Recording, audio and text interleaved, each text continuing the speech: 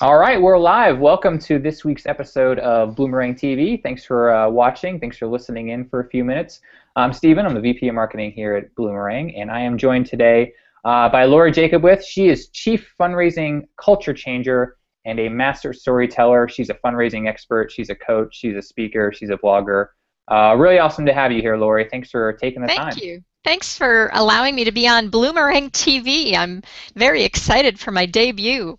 Oh, absolutely. You look great. You sound great. I'm excited for you to be here. So can you tell folks a little bit more about yourself? I doubt anyone watching doesn't know you, but just in case, what are you up to these days? Oh, there's a lot of people out there that probably don't know. Besides, meeting myself, coming and going, because there's so much going on, I help organizations tell their stories powerfully, their money story and their people story, so that people want to give them more of whatever it is they need. I do that through trainings, webinars, live sessions, on-site coaching, my blog, my Facebook page. The thing I'm most passionate about is working with boards and staffs. So literally the culture changes inside an organization. So language shifts, action shifts, accountability shifts, and money increases. So culture changing, and that's a really unique title that you have, Chief Fundraising Culture Changer, because the fundraising culture does need to change. I mean, it seems like everything you write about, all your excellent webinars, that's really what you want people to do, is change their entire culture. I want them to look at themselves and look at their organization through a different lens. The lens would be, we've got what we need to do the work. We just have some gaps in resources or people or donor retention. And the more people we talk to about those gaps, the more we allow that to show up. When you show people a space, a lot of times they'll fill that space for you. But you have to talk about it in a way that gets people excited. Yeah. Now, there's one aspect of culture that you write about a lot, and that a lot of people talk about in general, and that is boards and leadership and staff members. And you wrote a really kind of sublimely excellent blog post that caught our eye over here, an open letter to nonprofit boards from your staff leadership. So you kind of wrote a pep talk and a little bit of an instruction manual to board members, prospective board members, current board members. What are some things that the staff of a nonprofit should expect from their board? What does that list of things look like from your letter? Well, there's a few things. One is to talk about the organization all the time, to be wearing your boardness, I say, on your sleeve, to be an active ambassador. So one of the things I recommend is create a scavenger hunt-like setting at an event where board members are assigned to donors. They go find those volunteers or donors, and they thank them. That's all. I also recommend board members know what your money story is. How much do you have to raise? By when? So I can talk about that. Share your people stories. So I, as a board member, can articulate with a picture, with a description of a real person, who is being helped, who is being served by our work. Here's the thing, though, Stephen, that sometimes is a little controversial. I say this pretty regularly, and people's, sort of eyeballs pop out of their head. I believe it's 100% staff responsibility for board members to be great. Yeah. And it's 100% board members' responsibility to do what we said we would do. So why doesn't that all happen? I mean, you work with a lot of organizations. I'm sure you've seen a lot of boards that are maybe ineffective and staffs that are ineffective. Like, why didn't all those suggestions that you just made happen? Is it because the staff doesn't set expectations, or the board doesn't follow through? Like, what's the actual problem? Well, I think we're being really nice. One of the things I say in my letter was, we know you want to make a difference, board member, but we don't want to hurt your feelings. We don't want to ask too much of you. We don't want to assume you know anything about being a board member, or assume you don't know anything about not being a board member. So we're just going to continue on the way it was. It's about communication. We are really looking at these board members as special, and we don't want to hurt their feelings. We put them up on this pedestal. They're wonderful people, don't get me wrong. They're giving their most important commodity, their time. And they're human beings. They have full lives, they're busy, so we as responsible staff, our job is to say, we're going to take great notes. We're going to put them into an action format. Name, who said what and by when. We're going to make it easy as possible for you to not do what you said you do, because there's the deadline, there's what you said, it's in the email, it's in the follow-up notes, and we're going to show you some charts and graphs. And then board members often don't want to say, I'm not really sure what risk management is. Well, wait a minute. How do we know what a good cash flow amount is? So there's this lack of communication that's happening, and we just keep doing, the definition of insanity, the same thing over and over again, and expecting different results. Yeah. So I come into an organization and they finger point. They're not telling us enough. I don't know what I'm supposed to be doing. There's just this, disconnect. So how do you fix that? What are some action steps that the staff can take right now to do all those things that you lay out in your letter? Well, one easy thing to do, simple thing to do, is to have the executive director and the board chair have a conversation and then unfold this to the rest of the board. And the conversation looks like this. What are the top 3 things this board should be working on, should focus on this year? Second part of that action step is, do we have the right people on this board to make those 3 things happen? As the CEO and the board chair, board president, make sure they're in, mom and dad are in agreement on that, then that unfolds into the rest of the organization. And everything that is done is measured or is talked about with those 3 things in mind. And those 3 things should focus on, if you've got one, as your strategic plan. Pretty basic, make a plan, follow the plan, make a plan to follow the plan, report out on how you're following the plan. Dashboards, visual displays, those are staff responsibility to give to the board, so there's peer-to-peer conversation. But if the development director, say, notices not getting any yeses for people to sell tickets or come to an event, have the chair of the board, the CEO, and maybe the fund development chair, now you have a little mini meeting to talk about peer-to-peer. How can we have a conversation that holds the board accountable for what they said they'd do? The last thing that I recommend always is to have some sort of board agreement that we sign every year. Could be very simple. There's a couple of free downloads on my website that are samples of them. One is a menu. You get to pick appetizers, dinner, and dessert. And you choose what actions you're going to take as a board member.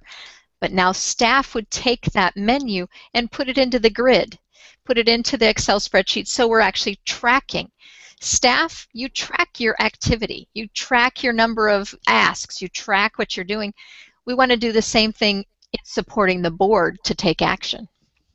Now, I know we've been a little hard on board members, and that's okay. Sometimes they need a swift kick in the rear end, right? But is it possible to have a really great board assembled, but they're not getting what they need from the staff rather than the other way around? What kind of things do you see typically that maybe the board isn't getting that they need to be getting? Well, I believe that on the first day a board member shows up, they expect to do well. They're here to make a difference. And then they come to that first meeting and something happens. There weren't any minutes, or the minutes were so long I couldn't figure out what I was supposed to be doing anyway. Or the orientation process was tedious and arduous. It wasn't broken up into bite-sized pieces to keep me excited. Or we have removed ourselves from the mission of the organization, and the staff leadership hasn't remembered, hold your board meetings at different locations so the board members remember who you're serving and why. I call board meetings a performance. They're a well-orchestrated, well-planned, pre-rehearsed performance. So if we as staff haven't done a great job in getting the agenda set and the speakers on our different, the roles filled in and who's going to say what, and it's not all staff, don't expect a board member then to show up and know what they're supposed to say if you didn't call them ahead of time and say, hey, here's your report. Do you have any questions? So it's about communication, pre-planning, and it's knowing what the skills are of the people who are coming to the table. conversations regularly about that. I like to throw into a board meeting every once in a while, what's your talent or your gift that you bring to us that you're most proud of? Because we want to know what that is so we can be utilizing that in enhancing and in growing our mission. I love that. I love the description as a performance. I've never heard it described that way, but it makes a lot of sense now hearing it. And I've been on some boards where, yeah, we weren't getting that stuff. It's hard for board members for sure. Well, you have to like weed through the clutter to figure out, okay, where am I supposed to take action here? Yeah, it's hard. All right, so everyone follows your advice. They do all these things, but it still doesn't improve. Is it time to look at new board members? What should you do if you absolutely can't get over this hump and things aren't getting better? Everybody shouldn't be on the board. Mm-hmm. All the movers and shakers in town. If you have the best board because they are the CEOs or the moneyed people or the longest supporting, whatever it is, all those people might not be the best people to be on your board. The common denominator is passion and willingness to take action. Those two things. You could have a really new board who's really passionate, but they've never been on a board before, so they don't know what to do. Well, we can work with that. Mm-hmm. You want to teach me how to do that. It's a peer-to-peer conversation, though, to bless and release. But it means the CEO and the board chair have this partnership. They genuinely look at or regularly look at the attendance list, the contributions of board members, the committee structure, who's signed up to be on what. And there's a conversation that's assigned to the board chair or the governance chair that says, you know, Stephen, you've been a part of our organization for a long time. I get that you love this organization, but you travel all the time. Mm-hmm. We'd like to release you from that duty and obligation of coming to board meetings and welcome your attendance at, there's 2 events especially that we'd like to have you attend. We want you to always know your financial support is welcome, but we want to make sure that board seat is there for people who can actually participate on a regular basis. Right. What about term limits? Set term limits? Absolutely. Term limits, you know, if we don't have them, we have to have that conversation and start to have them. Annual elections, all of that, those are your friends. Those are your tools. But then measuring the effectiveness of our board. So having a self-assessment that the board does every year, and then again, staff's helping to read that data, understand that data. The other thing I hear regularly, you probably have too, is, well, the board doesn't help with fundraising. You know what? All board members shouldn't. Mm-hmm. They're not good askers. But if they knew thanking donors increases donor retention, giving people a shout out, forwarding your email, all of those things can actually increase donor retention and size of gifts. I know, and you know, I'd sure be willing to do that. Yeah. But we as staff have to actually give the roadmap on how to get it done. I love it. So it's easy, right? No problem. Well, the good news is it's simple. Yes. The truth is it takes a pause of time to actually focus on how are we making this board meeting really effective? How are we making it fun? How are we, I usually say start a board meeting with a client story. Have me remember why we're doing this work in the first place.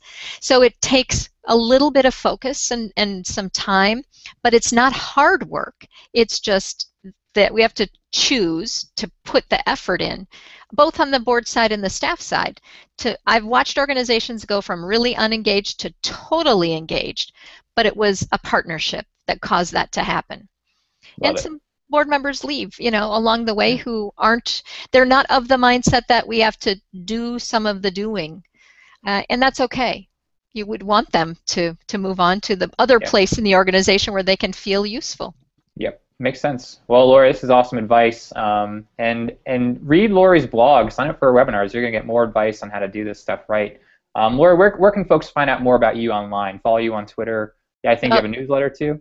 I do. So my website, today is LoriJacobwith.com. We'll soon be IgnitedFundraising.com. We're changing our name over the next couple of weeks here. At Twitter, easy, LL Jacobwith. I love Twitter friends. I've got a Facebook page as well, and that's L Jacobwith. Find me. I'm on social media. If you visit my blog and you like it, you can check the RSS box and put your email in there. I will say, right on back to you, though, the folks at Bloomerang are of the wisest that I meet in the community, and focusing on the very thing that will make the most difference, which is, keeping your donors happy. So thank you. Well, thank you. I appreciate that. And we'll link to all your stuff. Yeah, you definitely got to follow Lori because really awesome content, really helpful for sure. So, Lori, thanks for joining us. This is a lot of fun.